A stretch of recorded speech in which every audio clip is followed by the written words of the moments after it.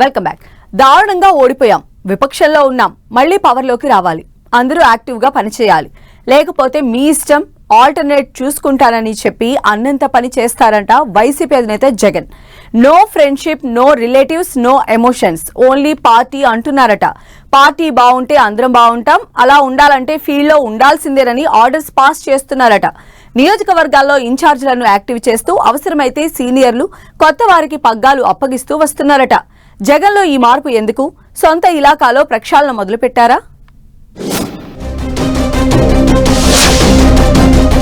Railway Koduru వైసీపీకి కొత్త incharge రాబోతున్నారా?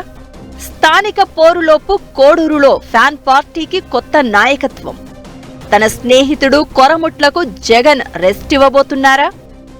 Incharge రేసులో Koduru vice MPP Ramireddy Dhwajareddy. Delimitation తో ఎస్సీ రిజర్వ్ నుంచి జనరల్ కాబోతున్న కోడూరు. ఆ మధ్య ఎమ్మిగనూరు, మొన్న జమ్మలమడుగు, ఇప్పుడు రైల్వే కోడూరు. సీమలో తిరిగి అదే స్థాయి బౌన్స్ బ్యాక్ అయ్యేందుకు వైసీపీ అధినేత జగన్ రూట్ మారుస్తున్నారట. పోగొట్టుకున్న చోటే వెతుక్కునే ప్రయత్నంలో ఉన్నారట. ఒక్కో నియోజకవర్గంలో రిపేర్ షురూ చేసినట్లు టాక్ వినిపిస్తోంది. పార్టీ ఫస్ట్, ఫ్రెండ్షిప్ నెక్స్ట్ అన్నట్లుగా పనిచేసే వాళ్లకే పార్టీ బాధ్యతలు అప్పగిస్తూ చాప కింద నీరులాగా ప్రక్షాళన చేస్తున్నారట జగన్. కడప జిల్లాపై అయితే జగన్ సీరియస్ ఫోకస్ పెట్టారని అంటున్నారు. జిల్లాలో తన స్నేహితుడిని కాదని కొత్త నేతకు నియోజకవర్గ పగ్గాలు అప్పచెప్తారన్న ప్రచారం జరుగుతోంది. డీలిమిటేషన్ జరిగితే ఎస్సీ రిజర్వ్డ్గా ఉన్న ఆ స్థానం జనరల్ కేటగిరీకి మారుతోందట. దీంతో ఆ సీటులో ఇన్ఛార్జ్ మార్పు కోసం వైసీపీ అధిష్టానం చర్యలు చేపడుతున్నట్లు టాక్. ఉమ్మడి కడప జిల్లాలో వైసీపీకి అత్యంత కీలకమైన నియోజకవర్గం రైల్వే కోడూరు. రాజకీయాలను శాసించగలిగే ప్రాంతంగా కోడూరుకు పేరుంది. కోడూరులో వైసీపీకి మంచి పట్టు ఉంది. జగన్ రాజకీయాల్లోకి అడుగుపెట్టిన నాటి నుంచి ఆయనతోనే ప్రయాణించిన నేతల్లో కోడూరు మాజీ ఎమ్మెల్యే కొరముట్ల శ్రీనివాసులు ఒకరు. వరుసగా 3 ఎన్నికల్లో గెలిచి హ్యాట్రిక్ కొట్టిన కొరముట్ల 2024 ఎన్నికల్లో మొదటిసారి రాజకీయాల్లో అడుగుపెట్టిన జనసేన నేత అరవ శ్రీధర్ చేతిలో ఓడిపోయారు. ఓటమి తర్వాత జనాలకు అందుబాటులో లేకుండా బెంగుళూరు, తిరుపతికి పరిమితమయ్యారట కొరముట్ల. జగన్ రాజకీయాల్లో ఉన్నంతకాలం కోడూరు సీటు కొరముట్లకు ఫిక్స్ అనే మాట మొన్నటిదాకా వినపడేది. కానీ గత కొంతకాలంగా కోడూరులో ఫ్యాన్ పార్టీ ఇన్ఛార్జ్ను మారుస్తుందన్న టాక్ రీసౌండ్ చేస్తోంది.